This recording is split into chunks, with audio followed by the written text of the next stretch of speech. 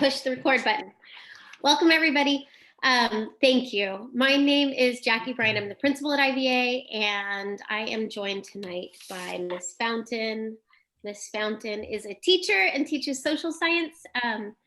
And I think it might be nice, maybe if Miss Fountain and I, just as an introduction to tonight,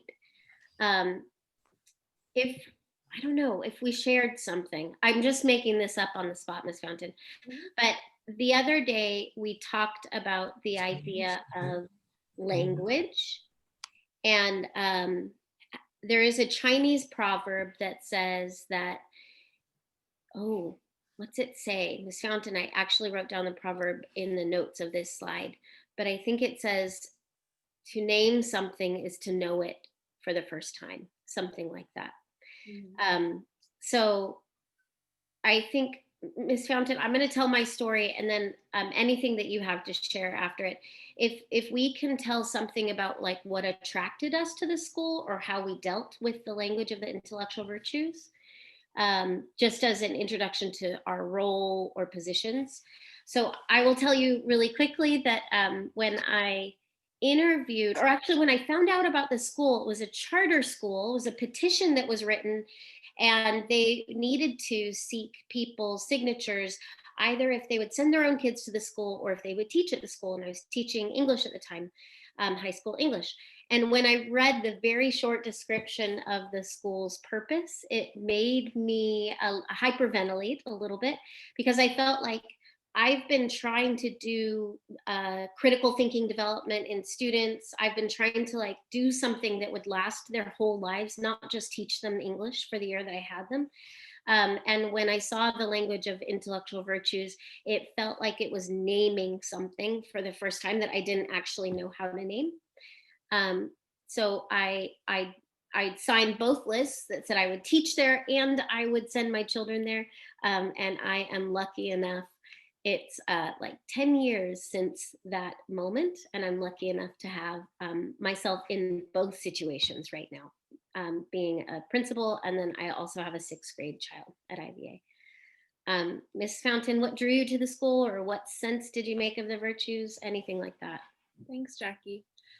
So I teach 7th and 8th grade. This is my 4th year at IVA. And I think what initially really drew me into the school was the mission and vision of the school.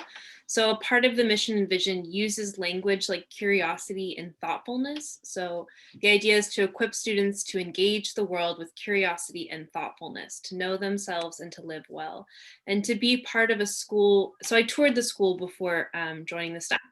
To be in a school where 6th grade, 7th grade, 8th grade students were using language like curiosity, were able to talk about being attentive or practicing thoroughness, learning how to be open-minded in a time in their lives when being open-minded can feel very opposite to maybe where they're at developmentally. But being able to practice those things on a regular basis and knowing that those skills are lifelong skills that often, even as adults, we still need to learn how to practice and use. So I think that that's really what brought me into the school. Thank you. So tonight we have 1 hour, and it is so strange to me that we've never done this before. When we work with teachers, when we work with students, we ask, like, what are the virtues that you feel like you've grown in recently? What virtues do you want to grow in? And this actually is the conversation we have at our character conferences. And yet we seem to have underprepared parents for those kind of character conferences because you've never experienced it before. It's normal at conferences to ask about grades. There's been comments from especially parents in after they step out of their 7th grade conference with their student that say things like, oh my gosh, now I understand what the whole purpose of the conference is. But I was so unprepared for that kind of conversation with my child because I was not familiar with the language. So tonight, our goal is that you might become familiar with the language, and that we all as adults would just get a moment to reflect on our own thinking and learning, and to name it in a way that is consistent with the way we use language with students. So I totally stole this tagline here at the bottom from a podcast a friend of mine listened to called Zen and the Art of Parenting. But it says the best predictor of a child's well-being is a parent's self-understanding. And we have taken that idea to heart with our teacher training before we ever start working with students. So you came in on mute, but when you have any questions, please either use the chat or and I just looked at the chat. Thank you, JB, for affirming. Yes, record. Either use the chat or feel free to just say something, raise your hand, or ask, because we are a smaller group. And we do try to start with connecting each other as humans before we get into any sort of business together. Miss Fountain, do you want to tell us about this? Yeah, so as the weather is starting to turn cold, we'd like to hear from you. What is the best soup in your opinion? Maybe you have an off menu option, a secret menu option that's not here on this list. And feel free to either put it in the chat with your reason why, or you're welcome to verbally share as well. A lot of teachers often use this in the beginning of every class, just as a quick way to kind of gauge where students are, or to think about building a little sense of community together online. So this way students are kind of able to connect over something as simple as food, which, as we know, is like a huge part of being a human, right, is connecting with each other.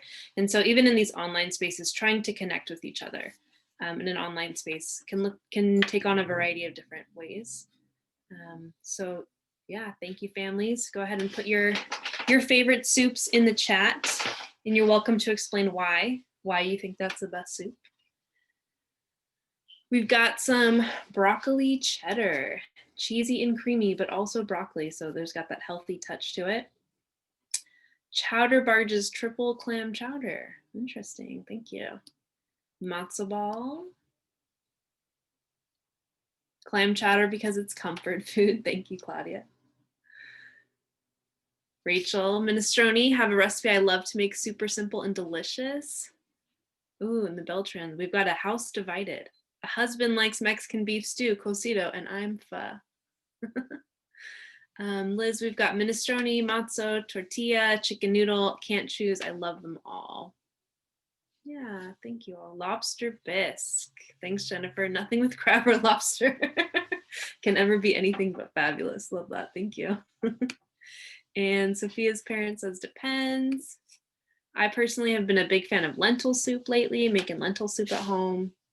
I've noticed a lot of the 7th grade students are huge fans of pho and tomato soup. A lot of students have been talking about how they love tomato soup right now because of the cold with grilled cheese. Lentil for New Year's, Italian tradition. Oh, thank you all so much. I appreciate that. So again, we just kind of use it as a way to kind of interact with each other, build a little sense of community in this very separate online world. Thanks for playing that game. And okay, the reason that we're having a night like tonight, where we're going to spend time reflecting on the way that we think and learn, is because Miss Fountain was talking about our mission earlier, or actually our vision, but it's because of our mission and vision. I was actually thinking this a moment ago. Our IVA's mission and vision is about developing ourselves so that then we can turn and engage the world, and that we can know ourselves and that we can live well. And I guess I really like our mission and vision because it feels like a reason why we need to have continual development as adults so that we can support the kids that are around us, and actually just so that we could turn to the world with authentic curiosity, so that we can feel like, I don't know, it's so self-centered, but I guess it's like it's a reason. It's an excuse. It's proof that we as adults need continual growth. So I love the mission and vision because it really does suggest that this is a lifelong thing that we're doing. It's not just a tip of the hat to lifelong learning. It really like walks it out. So the reason that we're having this tonight is because that next week, our 6th grade families are going to experience what we call our character conference. And there'll be more information in the newsletter, but the conference does not talk about what are all your missed assignments in your class, which one should you prioritize right now, because those kinds of conversations we really want students to have with their teachers in an ongoing way. These conversations are the big picture that often is set aside for the task of completion. And the big picture are the questions that you guys are going to get a chance to talk about. But we do this in rounds. We start with the student and then the parent and then the teacher talking about the student. So we ask the student, what intellectual virtue do you feel like you practice naturally or have seen yourself grow in? And after the student gets a chance to talk, then the parent gets to describe that about their own child. And then the teacher gets to describe that. So it's like all of us are coming together just to equip the child to know themselves.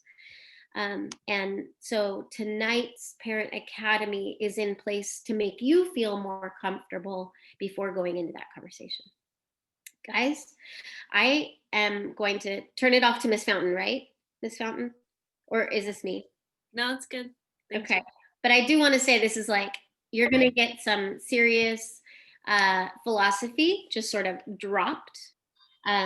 Before we do this, I actually have a poll. I think I have to find it. Let me find it really quick. Or, oh, there it is.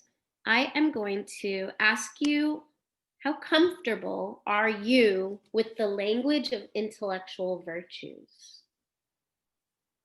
So you got your options there. Are you very comfortable? Like you can explain it. Totally This is also comfortable? an anonymous poll. Oh, yes, it's anonymous. Thank you. Somewhat comfortable, like you know what those definitions mean, or like not really comfortable at all. Please don't ask me to talk about it. So we have 8 out of 12 voters. So we'll give you about 10 more seconds. See if anyone else wants to join. Miss Fountain, you do so many different things in your class to get feedback from kids. Do you use polls, or do you have a way of doing this sort of thing with kids? Like, what's your way?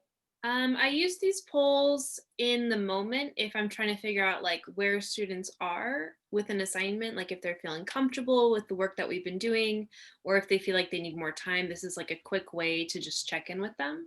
Yeah. I try to also use the chat a lot, but oftentimes I think when we use the chat, some students might be worried that, you know, they might not feel comfortable putting their ideas out there. So that's why it's a nice way to have the poll, because it is anonymous. So even as the teacher of the class, I can't see what everyone is putting for the poll. So that's a really nice way to. Totally anonymous. Okay, so you have 5 seconds. 4, 3, 2, 1. I'm going to end the poll and I'm going to share the results. So it looks like we're in a good group here. So it's not a lot of people, but we've got someone who does feel comfortable, and then most people are somewhat comfortable. So, Miss Fountain, go. Thanks, Ms. Bryant. So I just want to clarify that when I started at IVA, even I think into some of my first year at IVA, I was in the not really comfortable slash somewhat comfortable of intellectual virtues, because for me, it felt a little grand and big. And so it was really hard to imagine what that might look like for middle schoolers and for 11 and 12-year-olds to talk about. So I can recognize that it can be difficult. And I know from my own experience that by the time students are leaving 8th grade, they are very well versed in the virtues.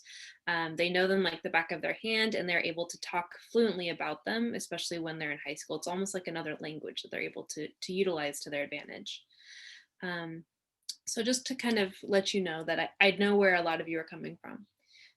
So we have these ideas of character. I think oftentimes when we talk about character, we talk about like the moral character of a person and whether you're good or bad, or there's good acts or bad acts. And so we know that character can be good or bad, right? That it is how you act, think, and feel across different situations and contexts. So you have a moral character as a neighbor, you have a civic character as a citizen of a community. And then you also have an intellectual character. So that is who you are as a thinker and a learner, and it reflects who you are in the process of growth. So it's never a fixed point in time. It's always something that you can like move forward and backward and kind of fluidly move between the spectrum. And so we know that intellectual virtues are not something that you're born with, right? They are not something that is just a gift that you've kind of been given with. It's something that you really have to work towards, and that looks different in every person, and that looks different in different situations as well. And we do have this idea that there is a mean. So there is like two extreme versions. So there's a point where you're maybe practicing too much curiosity, and a point where maybe you're not practicing enough curiosity. So it's the idea of trying to find that middle ground in any situation and what that looks like for different people. So it is a constant practice. Miss Bryant, would you mind heading to the next slide? Thank you. So oftentimes what we ask students to do is kind of put themselves in the mindset of someone who might practice this virtue in a good way. And so we often use a thinking routine called think, feel, act. And so when we do this, we ask students to kind of take on the role or the perspective of someone else and think, okay, what might this person be thinking? What might this person be feeling? And how might this person be acting? So really kind of taking on that open-mindedness, practicing that empathy, and thinking about what other people might look like or be like in these situations. Ms. Frank, can you remind me, was there Yeah, I thought it might be nice to choose one of the intellectual virtues and then just together as a group try to fill in this chart. I did this. Oh my gosh, Miss Fountain's younger brother used to work at IVA, a social science teacher also. A powerful family of thinkers. But Miss Fountain's younger brother named Chris, he was a part of presenting intellectual virtues, intellectual character at a teacher conference with me and a couple other teachers. And we did this routine, we did this think, feel, act on the virtue of curiosity. And it was weird how teachers felt like they understood curiosity better than they had previously just by doing this sort of a thing. So I'm going to, let's see, let me go back, but I'm going to give us a chance to do this. But before I do, I'm going to show us, IVA has, I hope this is large enough for you to see in the blue letters. IVA has 9 intellectual virtues that we've adopted as the ones that we're trying to focus on as a school. I would love it if anyone would just choose one that you're like, I don't really know much about that one, and then we as a group will do a routine. Let me see if I can make this a tiny bit bigger for you. Woo! So there's curiosity, intellectual humility, intellectual autonomy. Whoa, I keep going away from it. The virtues that are executing well are attentiveness, intellectual carefulness, and intellectual thoroughness. And then the ones that help us handle challenges are open-mindedness, intellectual courage, and intellectual tenacity. And I will take the first person who shouts it out or puts it in the chat. Which virtue would you like to just dig into a little bit?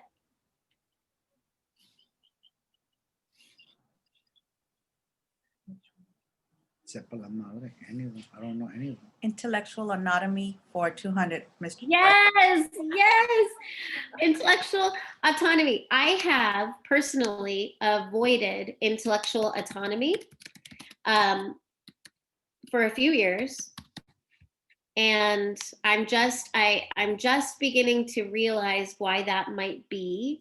I think it's because it was not a value in my family. My family's greatest value for me was that I obeyed. And that's okay. That's totally okay. But as an adult, I have a real hard time practicing intellectual autonomy because my parents didn't. I wrote this down from an article I read on autonomy last week. My parents did not ask me the kinds of questions that would help kids grow in it. So if you really want to encourage intellectual autonomy in a child, you might ask them, what do you really think about this and why? And what might someone else think differently? I mean, it doesn't seem like a big deal, but as I think about my childhood, I remember that I was not asked those questions. I was told what to think, and again, like, that's okay. My parents were wonderful; they raised me well. But as an adult, it makes it harder for me. So, intellectual autonomy. I will read the definition, and then we're going to just try to identify what people might think, feel, or act if they're practicing this. Intellectual autonomy. Wonder if I can make this larger. Is a capacity for active, self-directed thinking, an ability to think and reason for oneself. And the slogan that we have for that is think for yourself. So a person who is trying to practice intellectual autonomy, I would love it. You could do it in the chat or out loud. What is something that they think or they feel or an action they might do? So someone who is trying to practice thinking for themselves, thinking and reasoning for themselves. Oh, thank you so much. Ms. Fountain put the definition in the chat.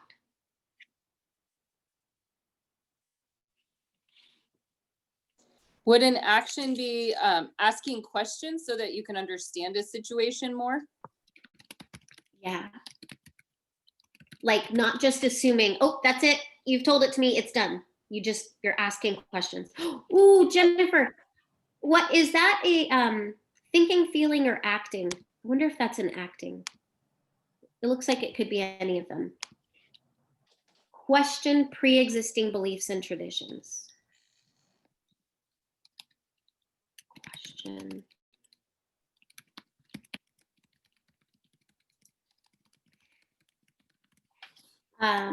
What else?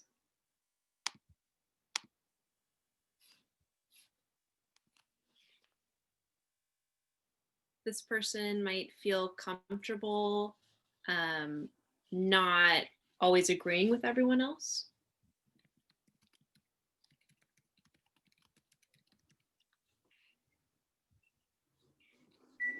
Thinking about what's behind the reasons we think what we think.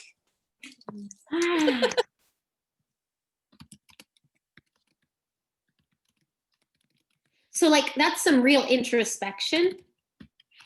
Someone who's okay with introspection might be practicing intellectual autonomy.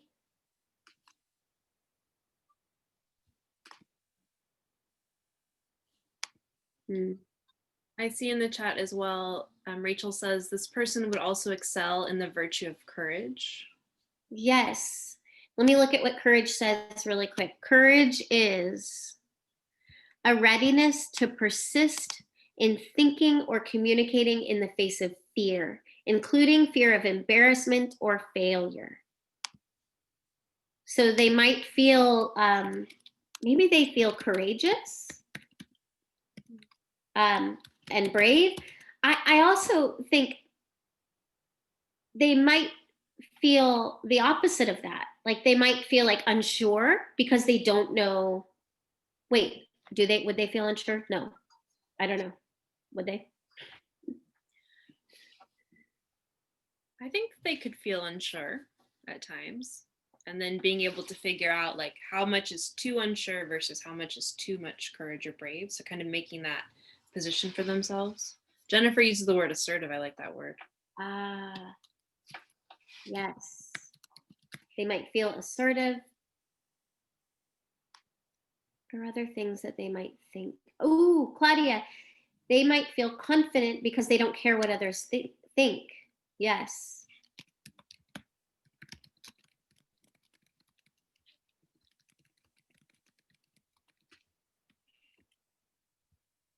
And as you can see with this virtue of autonomy, it might go too far, right? You might be so assured of what you think that you ignore what everyone else is thinking. So what happens with every virtue is that Aristotle has the golden mean, practicing it in just the right way, just the right amount, in just the right circumstance. So if I am feeling very autonomous, I've been a principal for 8 years now. I know I've had some experiences. I can apply to new situations, even if I've never been in them before.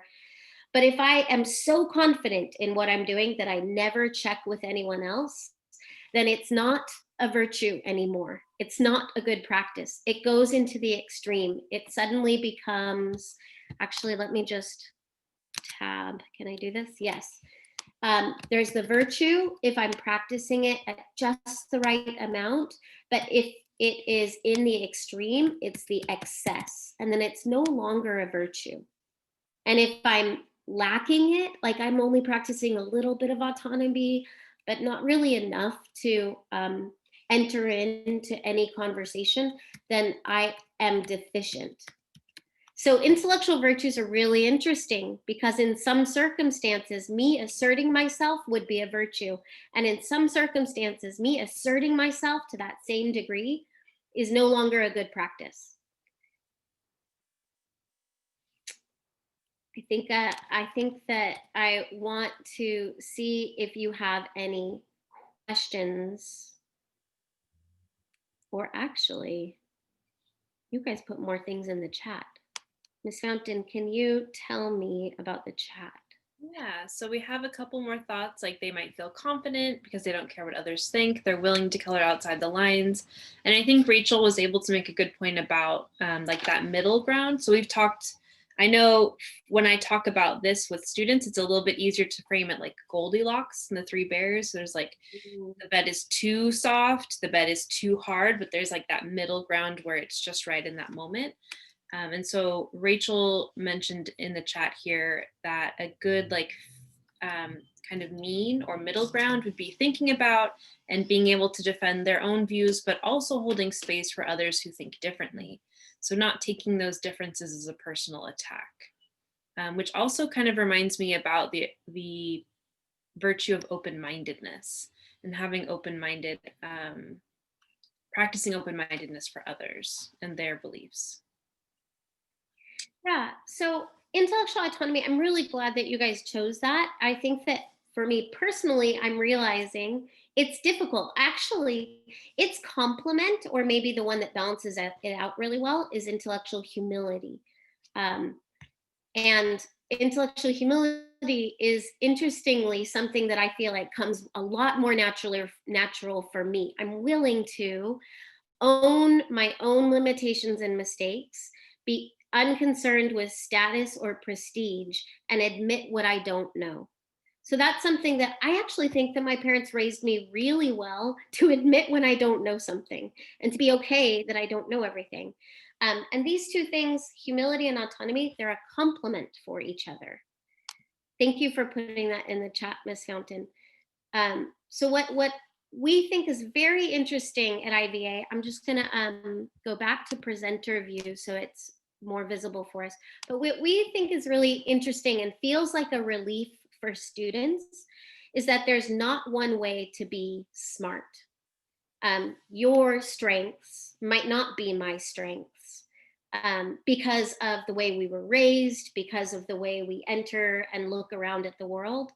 But we can still both be good people who practice really good thinking and learning and interaction.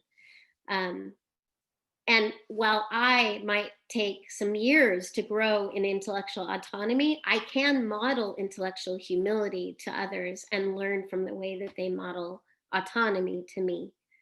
So there's just not, it's not like, here, I'm going to put a label on you. You're an A student, which means you're accepted, you're smart, you've made it.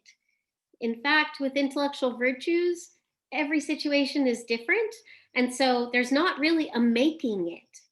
I have to learn and equip myself with different good habits of thinking over different situations. I think that that was a lot. And so I'll take us back to like, what is the main point of what we're doing? What is the main educational aim that we're after? Ms. Fountain, do you want to say something about this? And then I can add if there's anything else. Yeah, so I think kind of speaking back to our mission and vision, right? Our goal is to see the student as a whole person. And that's a part of what we do in the character conferences. So that'll be like the 6th grade conferences next week, and then 7th and 8th grade throughout the year. So the idea is that we are seeing the student not just for their assignments, not just for their letter grades, not just for how they answer questions on a test, even though those things are very important, but we're also seeking to meet them where they're at and help them grow in their capacity to be empathetic, to be caring, to be part of a community, to be willing, and to have that emotion as well. So what our goal is at IVA is to meet those two. So to meet these intellectual kind of reasoning, thinking, learning, cognition with the feeling, caring, and loving. And so our goal is always to kind of get to this, this middle ground, or this X zone right here, the heart and mind. And that for us is where the intellectual character really comes alive. Something about the intellectual virtues that makes this sort of conversation with students easier is that we're not asking them about their moral virtues. We're not talking about their the kinds of character that feel very grounded in the way you're raised at home or your family's worldview. We're asking them about the way they approach thinking and learning. And yet, the way they approach thinking and learning will impact how they treat others around them, how they respond to ideas that are not their own. So at the end of the year, actually at the end of each semester, our teachers take a lot of time to write comments to students. And the teachers have the list of 9 virtues in front of them, and then the student's name in their mind. And they think, which virtue is this student practicing really well in my interaction with them, in what I can see in the way they interact with students in class? And then I'm going to write that down. I'm going to say, I've seen you grow in this, and here's the way that you practice this. And then they also add, which virtue can the student grow in? Which virtue might be a complement to what is their strength, and can they grow? And so the teachers take time in the report cards to write this out. Ms. Fountain, how long does it take you to do those comments? Where do you have to be? Like, what state of mind do you have to be in order to give such a personal comment to students? I would say on average, if I'm only doing 3 classes, we used to do all of them, but if I'm only doing 3, which is like 70 or 80 kids, it probably takes me like 10 to 12 hours. And it takes a lot of like just quiet time. And I think it's helpful to write them like right after I've had a class with a student and been able to really kind of see a spark in them, or see something that that is kind of reflective of their thinking and their virtues. Yeah. It takes a long, long time. But we think it's so valuable. Although we don't want the words we give to students, we do not want that to be the first thing. We actually want them to set goals for themselves first. We want them to think of themselves and what their strengths are, and imagine that and communicate it to us. And that's why we have the conferences. And that's also why we have advisory. This next week in advisory, so a couple weeks ago, students took a survey, had 35 questions. Questions were like, how often do you feel comfortable asking questions? And each of the questions related to one of the virtues. Students on Monday in their advisory group will be getting the results of that survey. So out of 25 possible points, it'll say like, in curiosity, you got 17. You gave yourself this result. So it's just going to sort of like be a self-assessment. It's a quick thing. And from that, we're going to ask students, which of these virtues do you think is your strength? Here's how you answer the questions. Do you even agree with that survey? What do you think? And then what virtue do you want to set a goal for yourself to grow in? So the students get a lot of exposure in advisory, conversations, and then also in class, but only when it feels authentic. So the teachers do not teach curiosity in their classes, but they might say, oh my goodness, the way that you're asking those questions, they're not even questions that I've ever asked before. You are showing us so much curiosity. You are helping us to feel curious about this. So as the experiences and opportunities come up in class, students get interaction from that.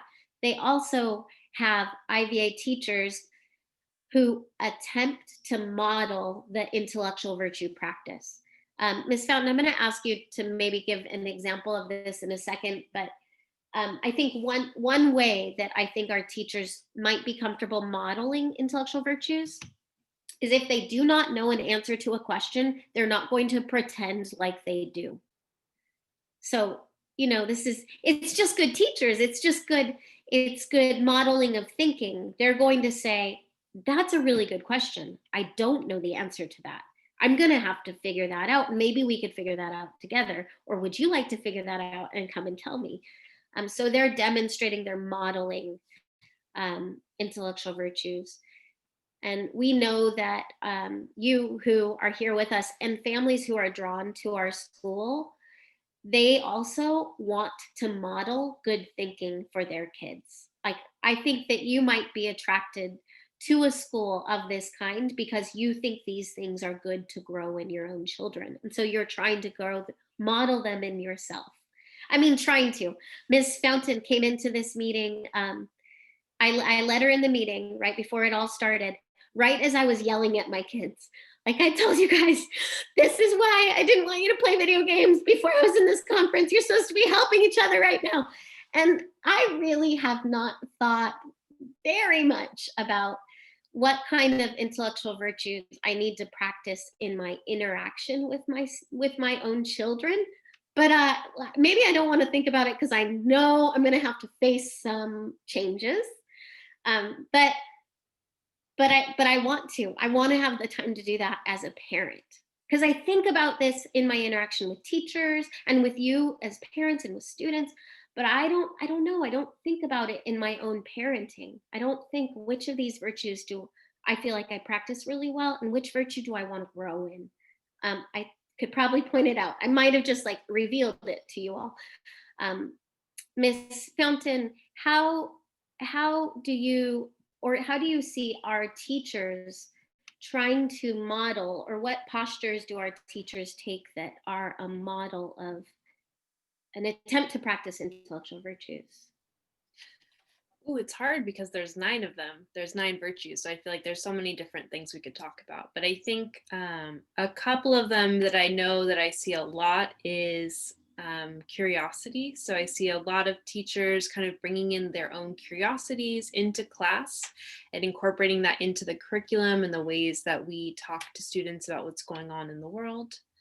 I also think something that's really important is open-mindedness. So I know a lot of times students, especially in this time of their life, they're kind of forming their opinions and their ideas and their beliefs about certain things. And they're kind of like digging their heels in with that teenage adolescentness. And so I think a part of being a teacher of middle school is really kind of opening up that space in the classroom to hear all different perspectives of the students, and really kind of being able to create a space where students can respectfully learn how to disagree with each other, to try to still maintain that community with each other, but recognizing that we do have different ideas and perspectives, and only really by kind of listening and listening and taking in everyone else's perspectives and ideas can we really grow together as a community. And so I do think that happens a lot with our teachers as well, kind of creating that space for students where they can practice that open-mindedness together, and really that intellectual courage, right?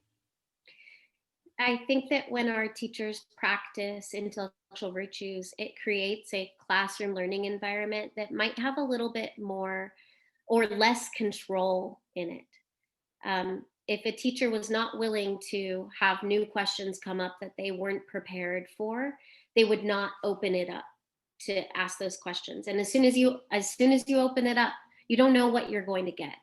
There might be a student who shares an idea that you really disagree with, but your role as a teacher is not to say, that is the dumbest idea I've ever heard. Your role is to say, wow, that's very interesting. Like, let's think through this more. And that is difficult. I think it's very hard. Our teachers practice a lot of flexibility and willingness to not feel like they're in control all the time. And that it is really difficult. I want to see if you have any questions right now. And then after there's any questions, I want to give us a glorious 4 minutes for you to write down for yourself what intellectual virtue you feel like you practice, maybe as a parent, if you feel like you're in the mood to do that, or in any other role in your life, and what virtue you want to grow in. But before we get to that glorious 4 minutes of reflection, are there any questions, or what questions are coming up for you?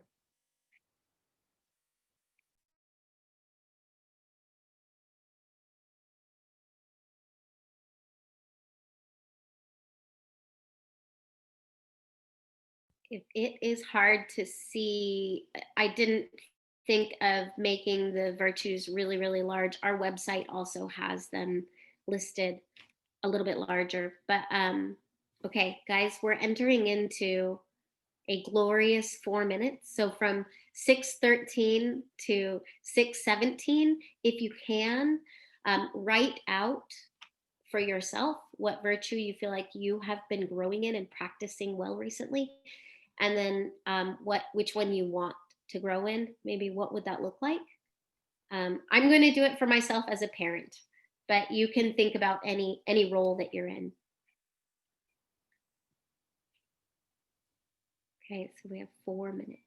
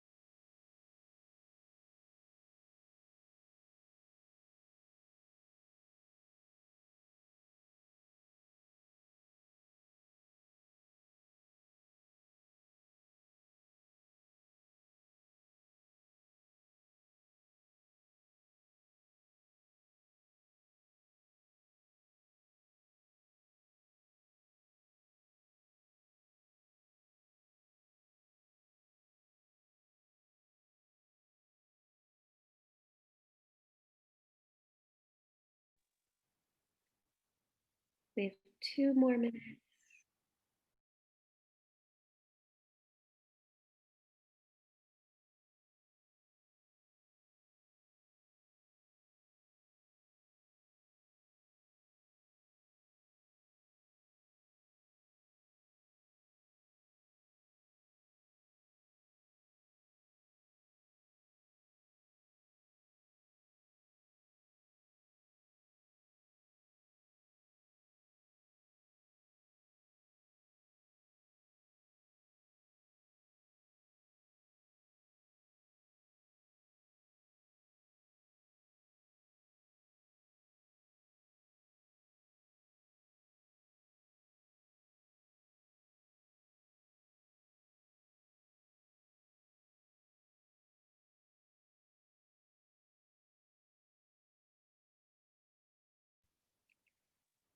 Okay, we get to experience a little quiet time. If you are still writing or thinking about it, that's fine. And here's where we get a little risky or vulnerable or practice some intellectual courage. It really makes a difference amongst our teaching staff when we can hear each other's self-assessment, when we can hear each other's reflection, when I can hear somebody else say what virtue they feel like. Dana, are you shaking your head now? What virtue they feel like they practice and what they want to grow in. But I would never ask other people to do it unless I was willing to do it first.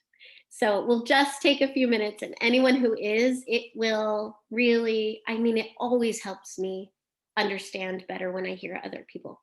So for the first time ever, as a parent, I have asked myself, what virtue do I actually started with? What do I want to grow in? And then after I finished writing that out, I realized, this is just more comfortable for me to be more critical. But it's less comfortable for me to celebrate what I am doing well. And so I misfollowed my own directions. You're supposed to like say what you do well first. Okay. But since I started talking about what I want to grow in, I think I want to grow in my carefulness. I think my pitfall with my kids is that I jump to conclusions. I actually told them this was my pitfall once because I do practice humility well. I said, I'm sorry, I was making assumptions. And now they're constantly telling me that I'm jumping to conclusions and making assumptions. So I don't know. I think I need to like learn to not share with my own children what my goals are, or use the language carefully. But rather than yelling automatically and getting really upset, I want to try to ask questions and check in gently. The virtue I do feel like I practice with my kids, which makes me feel so good. I think I practice autonomy. I think I give them opportunities for autonomy. I do ask them, what do you really think about this? This is my opinion, but what is your opinion? Because it could be different from mine. So I you know how every year we are, or every new generation, we are trying to correct the previous generation's faults and hopefully not overcorrect. I'm excited about that. I didn't realize that. Who else is willing to share?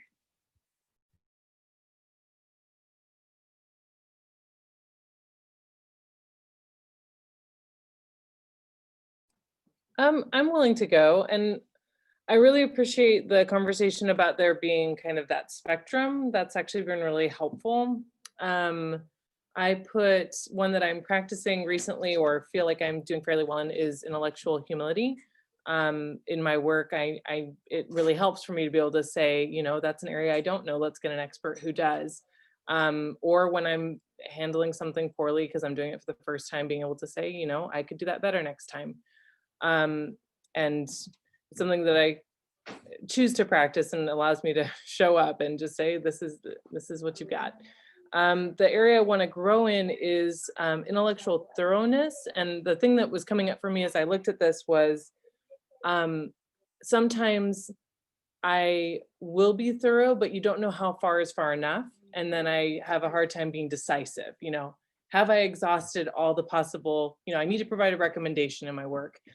And I have looked through the documents, but I'm unwilling to commit to an answer because maybe there's more. So like that balance of being just thorough enough, not being excessive, or not getting into it at all because it seems overwhelming. So that's.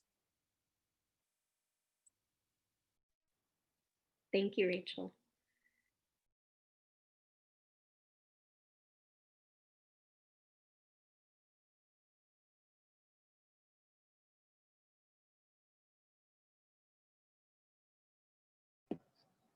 I don't think I understood correctly, but I'm going to try to explain what I got from this. So the one thing I try to practice is the virtue of attentiveness. Our motto is be intentional. So I want to be intentional in listening and understanding what she's telling me, what they're telling me, and how we can be more there, more present. You know, with technology now, it's so hard to get them to listen. So we have at certain time, everything gets turned off. And they try to be slick and negotiate. But I didn't do it at this time. No, it doesn't work that way. So it's more of a listening and being intentional, being present. And one thing I would like to learn and practice more is the thoroughness, because I'll get those one single answers and I'm like, it's not good enough. Let's go deeper. And getting them to be more thorough with me and me be more thorough with them to make sure that they understand what I'm saying and I understand what they're saying, so that we're not jumping into conclusions. And then there's that tension of, you don't know what you're talking about. You're not listening. So it's that back and forth.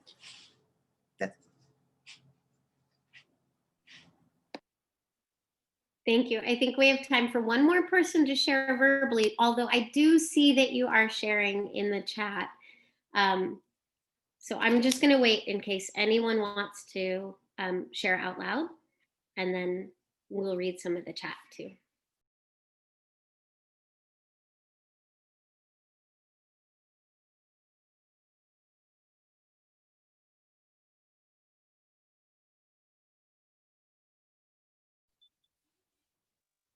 I just want to point out, as a teacher online, that this is what class feels like sometimes. So it is a lot of like asking students to practice that courage, right? To be willing to share. So yeah, just as a quick reminder, this is also kind of maybe the feelings that your students feel in an online setting. Yes, and then imagine we trap them in a character conference where we're like, okay, what virtue do you want to grow in? You go now. We have 20 minutes. Time's a ticking. Share what you're thinking. So we try to help kids by giving them conversations prep ahead of time. But you can see as an adult, like it is a little bit vulnerable, right? Even if it's about your thinking and learning. So anybody else want to share out loud?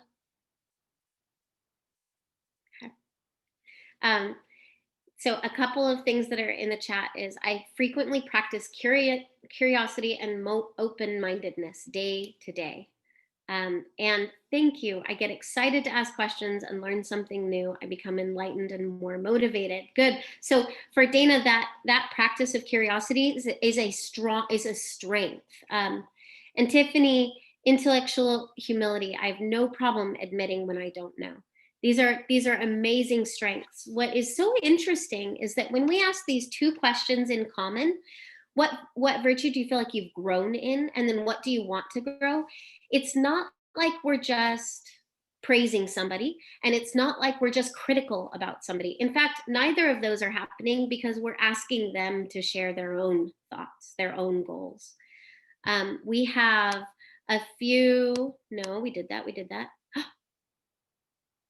Miss Fountain, I don't think we used this, but do you want to just share what this was? Yeah, so as some of you might know, in the like Zoom online world, we ask students to go into breakout rooms.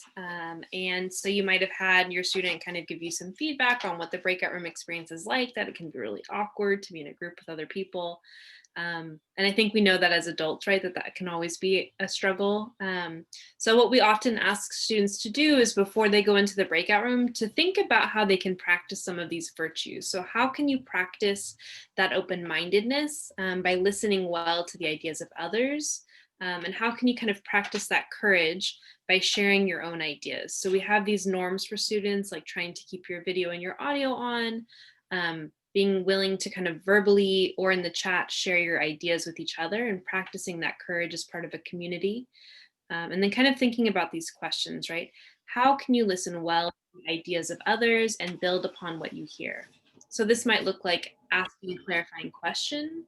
It might look like trying to make a connection between what someone else is saying and what you think or believe, and or discussing, why do I agree or disagree with what you're saying? So it's not just, yes, I agree, but also explaining why, or kind of building on each other.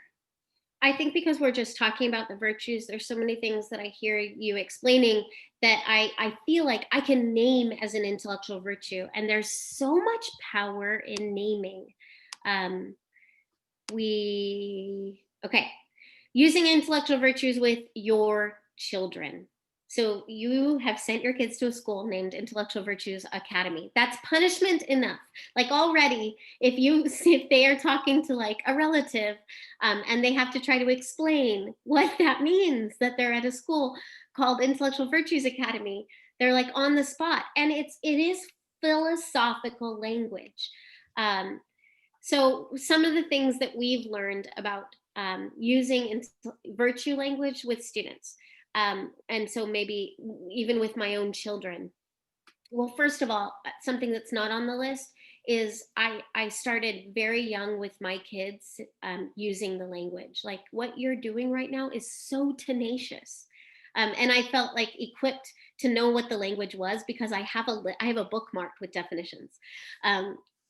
So I tried to do that authentically. Maybe that is like using it authentically.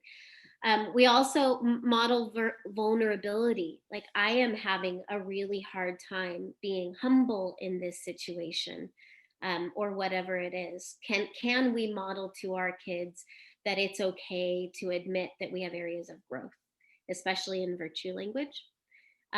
Varying the language. We know that sixth graders love this language. They love to be told there's different ways to be smart. It's not just a letter grade that defines your intelligence. They love the idea that they could grow in their virtues. They eat it up. Seventh graders, they're totally okay with it. Like, they want to be challenged in class.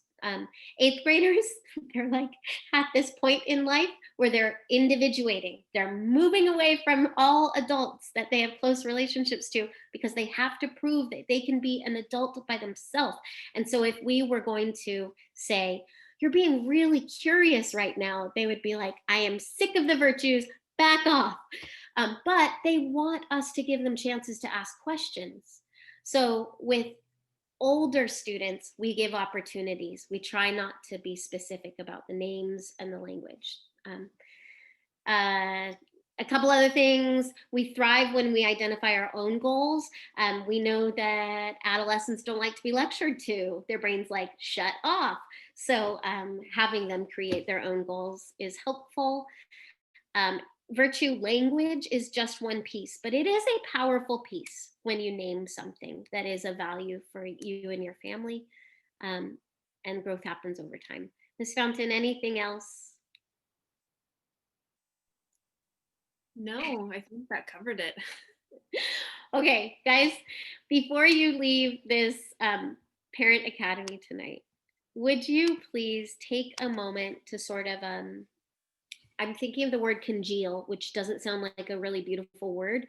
I think maybe it came from the soup question, but can you just like form your thoughts, put them into some sort of, you're walking away with published thoughts. And in the chat, if you will, or out loud, what is one thing you've realized? To say it out loud is going to put it into your mind more firmly. What do you want to keep thinking or wondering about? Or what do you appreciate? Any one of these three, or your own, is helpful. So if everybody could, and then we will release you, although there's a PTA meeting at 6:45.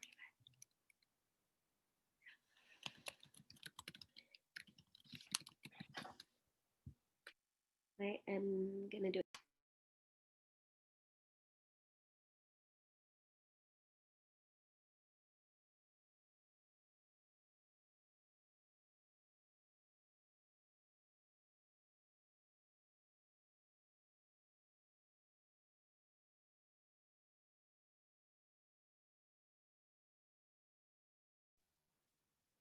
Give about 30 more seconds if anybody has anything, and then we'll just read the chat.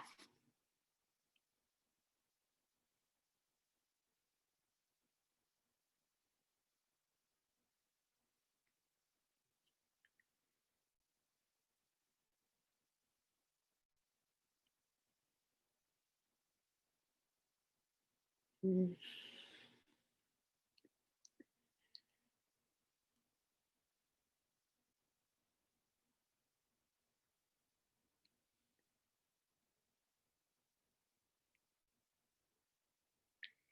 All right, Miss Fountain said, I appreciate being here in community with you all.